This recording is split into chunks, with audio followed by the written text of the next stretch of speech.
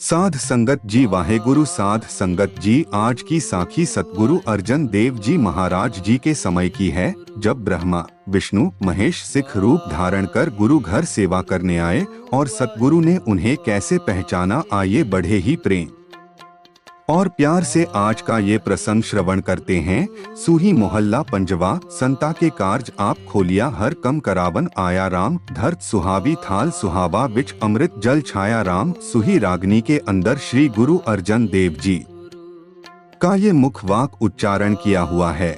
साहिब श्री गुरु अर्जन देव जी महाराज जब सरोवर अमृतसर साहिब की खुदवाई सिख संगतों की तरफ से करवा रहे थे, तो खोदते खोदते उस पवित्र जगह पर पहुँचे जिसको आज हर की पौड़ी कहा जाता है। धरती का थल इतना करड़ा था कि सिख संगतों की तरफ से मिट्टी खोदी न जाए।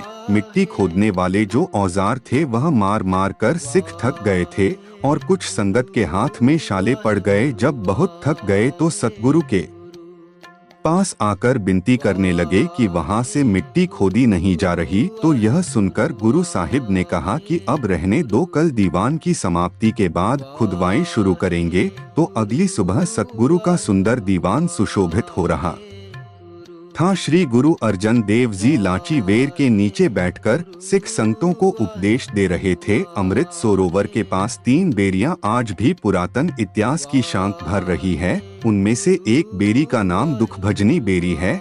यहाँ पर बीबी भजनी का पिंगला पति स्वच्छ हुआ था। दूसरी बेरी बाबा बूढ़ा साहिब जी की याद दर्शा रही है। यहाँ पर बाबा बूढ़ा जी बैठकर सेवा करवा रहे थे। तीसरी बेरी यहाँ पर सतगुरु अर्जन देव जी बैठकर सेवा करवाया करते थे, जिसका नाम लाची बेर है। सतगुरु जी सिखों को परमेश्वर की सिफत सलाह के वचन सुना रहे थे और उधर भगवान विष्णु जी ने सब देवताओं को साथ लेकर सिखों का रूप धारण कर और अपना कार्य समझकर सेवा आरंभ की। भगवान विष्णु जी ने हरि की पौड़ी वाली जगह आप खोदी और भगवान शिव जी ने मिट्टी की टोकरियां भरी और भगवान ब्रह्मा जी सभी देवताओं के साथ उसे बाहर फेंकते गए और साथ में सतनाम वाहेगुरु की धुन उच्चारण करने लगे। सतनाम की आवाज सुनकर, मीठी रसीली धुन सुनकर सतगुरु जी का ध्यान सतनाम वाहेगुरु कहने वालों की तरफ पड़ा। तो सतगुरु जी ने कहा कि पता कराओ कि यह संगत कौन से इलाके से आई है और कहां पर सेवा कर रही है। सिखों ने बहुत सारे सेवा करने वालों को पूछा, लेकिन किसी ने भी कुछ नहीं बताया, क्योंकि देवताओं के सामने यह एक धर्म संकट था। क्योंकि अगर वह झूठ बोलते हैं कि हम कौन सी जगह से आए हैं, तो झूठ बोलने का पाप होना था, और अगर वह सच बोलते हैं तो गूंजा भेद प्रकट होता है।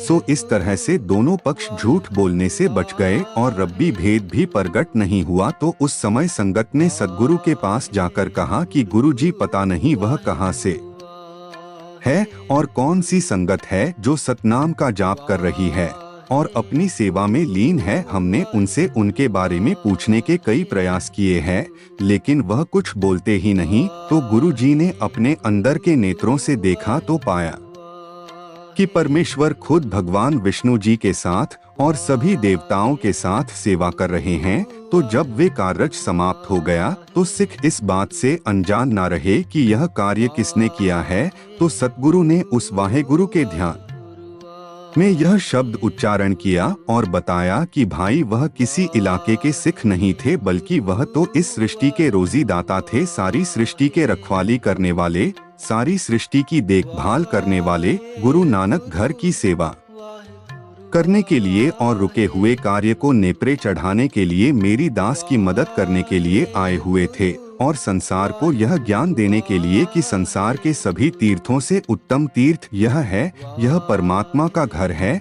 यहाँ पर मनुष्य अपने हाथों से सेवा कर कर अपना मनुष्य जन्म सफल कर पाए, जैसे देवताओं ने किया है। यह समझाने के लिए भगवान जी ने अपने हाथों से सेवा की। तो सतगुरु अर्जन देव जी ने यह शब्द उच्चारण किया। यह मुख्य वाक इसलिए भी और मुख्य वाकों से महानता रखता है क्योंकि इसके साथ इतिहास जुड़ा हुआ है कि जब सतगुरु अर्जन देव जी ने श्री गुरु ग्रंथ साहिब जी का स्वरूप भाई गुरदास जी को लेकर पूर्ण करवाया संमत 1661 विक्रमी भाद्रो सुवी एकम को पहला प्रकाश श्री हरमंदिर साहिब जी में करवाया और बाबा बुढ़ा साहिब जी को हेड ग्रंथी बनाया।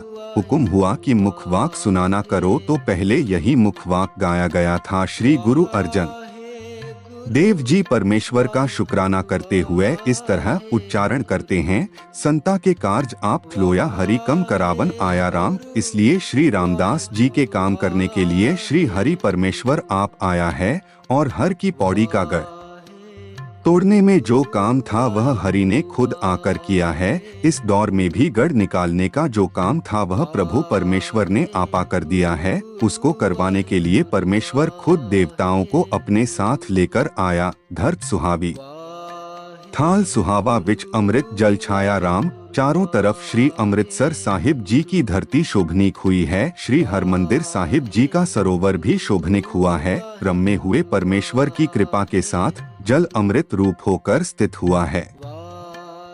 अमृत जल छाया पूर्ण सास कराया सगल मनोरथ पूरे। इस तालाब में जल अमृत रूप होकर स्थित हुआ है। पूर्ण परमेश्वर ने आप हाजिर होकर श्री हरमिंदर साहिब का साजना करवाया है और मेरी मन के सभी मनोरथ पूरे हो गए।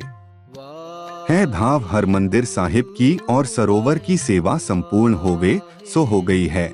जय जयकार भया जग अंतर लाथे सगल वसूरे। श्री हरमिंदर साहिब और सरोवर की पूरी तैयारी होने के कारण इस कार्य की संपूर्णता में पूरे संसार में जय जयकार यस रूप ध्वनियां हो रही है और सभी वसूरे ले गए हैं। जय जयकार भया जग अंतर पारभ्रम मेरो तारो तरण। जय जयकार भे जग भीतर हुआ पारभ्रम रखवाला। जय जयकार यास जग अंदर मंदिर भाव जुगत सिवी रहता। साध संगत जी, इसी के साथ हम आपसे इजाजत लेते हैं। आज के प्रसंग की यहीं पर समाप्ति होती है। प्रसंग सुनाते हुई अनेक भूलों की क्षमा बख्शे जी।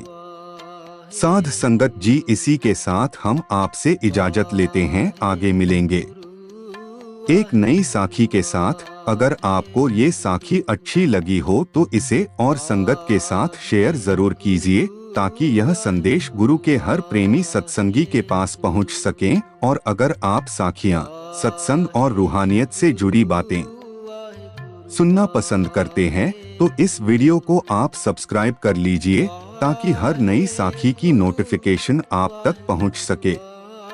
वाहे गुरु जी।